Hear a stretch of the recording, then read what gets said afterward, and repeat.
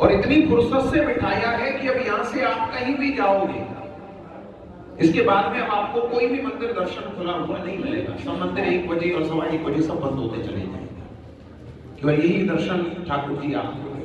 और यहाँ रुकने से समय खराब नहीं हो रहा है, ये वो जगह है जहाँ खराब समय भी सही किया जाता है। और आज जिनके पास यहाँ समय नहीं है, उनके जीवन में कभी समय नहीं हो सकता है। एक बार प्रेम से बोलो राधा रानी की जय।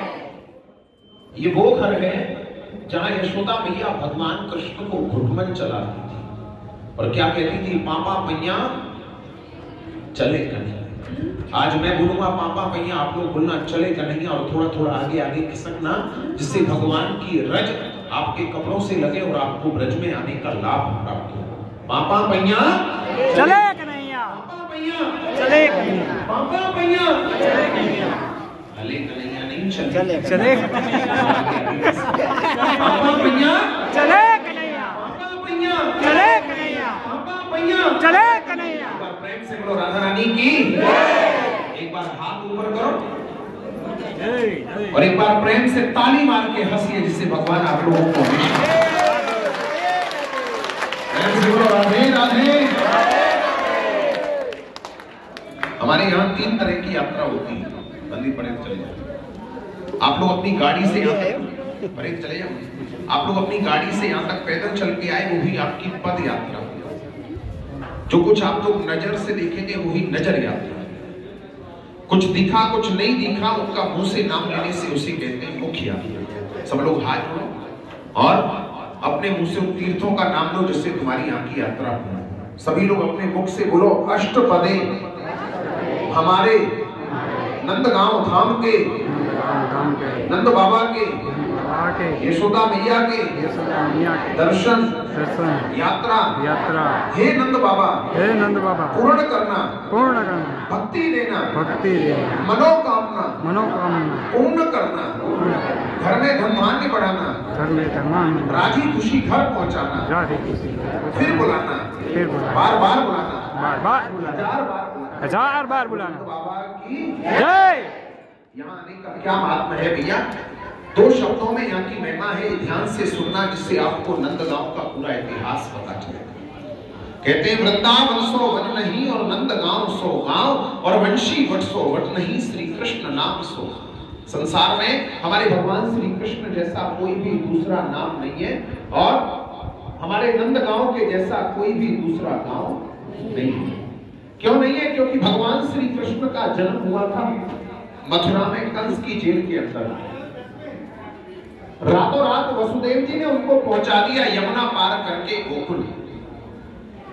गोकुल नगरी में जब पूतना, सट्टासुर, अघासुर, बकासुर, तृणावर्त आदि राक्षस जब नंद बाबा को तंग करने लगे, तो नंद बाबा गोकुल को छोड़कर भगवान कृष्ण को 2 साल और 3 दिन की अवस्था में यहाँ नंदगांव लेकर आए थे, जहां आज आप लोग बैठे हैं। यहाँ पर हमारे नंद बाबा के गुरुजी थे शांडिल्य ऋषि। उन्होंने कृष्णावतार से पहले यहाँ तपस्या की थी, और हमारे यहाँ श्राप दिया हुआ था कि यहाँ कंस या कंस का भेजा हुआ कोई भी राक्षस हमारे गांव की सीमा में नहीं आएगा। अगर आएगा तो सीमा के बाहर पत्थर हो जाए। तो यहाँ जब नंद बाबा ने सुरक्षित स्थान देखा, तो नंद बाबा भगवान को लाकर के यहाँ रहे, और यहीं पे आकर के नंद बाबा ने नंदोत्सव मनाया।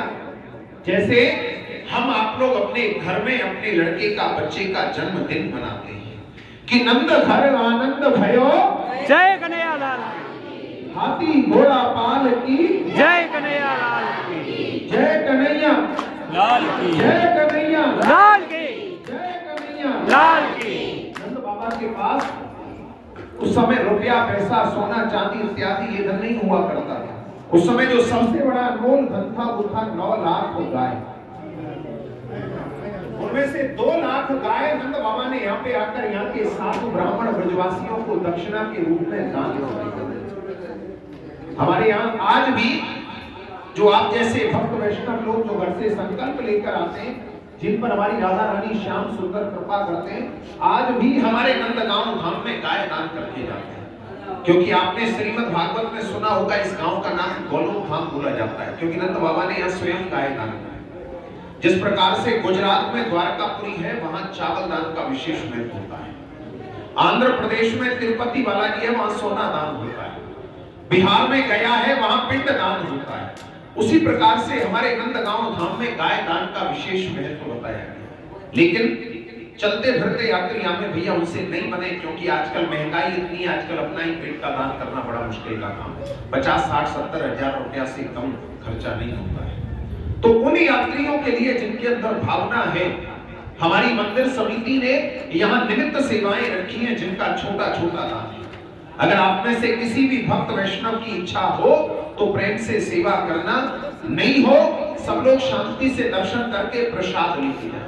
लेकिन ये हमारा बतलाने का कर्म है, कर्तव्य है, इसलिए इसको हम करते हैं। सबसे बड़ी सेवा हमारे मंदिर की गौशाला है, जिसका हम आप जैसे लोगों से मांग करके संचालन करते हैं। वहां से जो सामग्री आती है उसी से ठाकुर जी को भोग लगाते हैं। उसके लिए हमारी मंदिर समिति ने यहाँ सबसे बड़ी सेवा रखी है। हमारे ठाकुर जी को सबसे प्रिय मानी गई है माखन भोग सेवा, क्योंकि हमारी यशोदा मैया अपने लाला को सबसे पहले माखन भोग धरा के ही गाय चराने के लिए भेजती है। उसके लिए हमारी मंदिर समिति ने यहाँ 2 गाय माताओं की 1 दिन के चारे की सेवा और हमारे कन्हैया की 1 बार की माखन भोग सेवा, यहाँ 1100 रुपया ठाकुर जी के गौ माता के चारे की सेवा रखी है। जो हमारी गौशाला में 2 गायों की सेवा में 1100 रुपया जाता है, वहां से जो माखन आता है ठाकुर जी की सेवा में लगता है। 501 रुपया हमारे ठाकुर जी की बाल भोग सेवा है, जो हमारे 1 गाय माता की सेवा और ठाकुर जी की बाल भोग सेवा में, और 201 रुपया हमारे मंदिर के समस्त साधु ब्राह्मण ब्रजवासियों के दोपहर के भंडारे में अन्नदान की सेवा है। यहाँ कोई टैक्स नहीं है और कोई चार्ज नहीं है। ये नहीं समझना कि पंडित जी ने कथा बताई है या दर्शन का या प्रसाद का कोई किसी प्रकार का टैक्स हमको देना पड़ेगा, नहीं।